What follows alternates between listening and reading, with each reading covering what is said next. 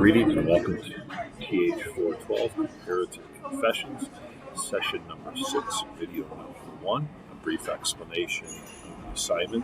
I'm coming to you live from a coffee shop in Old Town Riga, so you probably hear a little bit in the background. This is my favorite haunt to work when I'm not at Luther Academy. So, all right.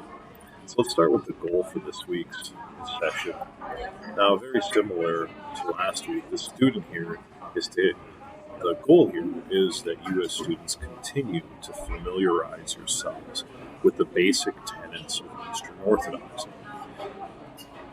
There's no way in these short sessions that we can expect you or desire you even to become experts in the Orthodox faith, but we do want you to be able to respond intelligently to parishioners and interact intelligently and respectably with the Orthodox tradition.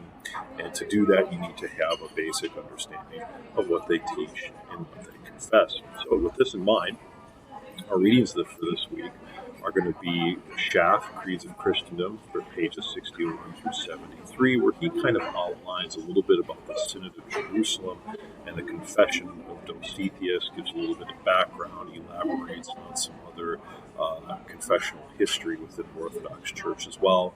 I have a link to the Confession of Dositheus. It's not a terribly long document. It's not a difficult read either for a theological document. It's made up of 18 decrees and 4 questions, and I'm hoping that as you read through it, you'll be able to see many of the themes about which we have discussed this past week and which we're going to discuss this next week coming together in this document. Now, we're going to be doing a case study this week. So here's the case study. You need to, of course, read the assigned reading. But a parishioner tells you that he does not think the Lutheran Church cares enough about the liturgy. He also tells you he has recently visited the Eastern Orthodox Church and was impressed by the reverence and love of the liturgy. So now, this parishioner, he is thinking of switching churches. Okay?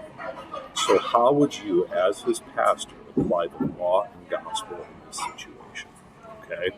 So that's what I want you to do, is apply law and gospel. Now, an effective response will, 1, meet the word limit requirements. 2, maintain that good pastoral perspective. 3, provide a doctrinally sound Lutheran response. 4, use at least one quotation from the Confession of Dositheus. Right? That's our confessional document under consideration. You're going to want to be able to persuade this parishioner, make a case for this parishioner, use law and gospel with this parishioner, with at least one quotation example from the document itself to enforce what it is that you're saying.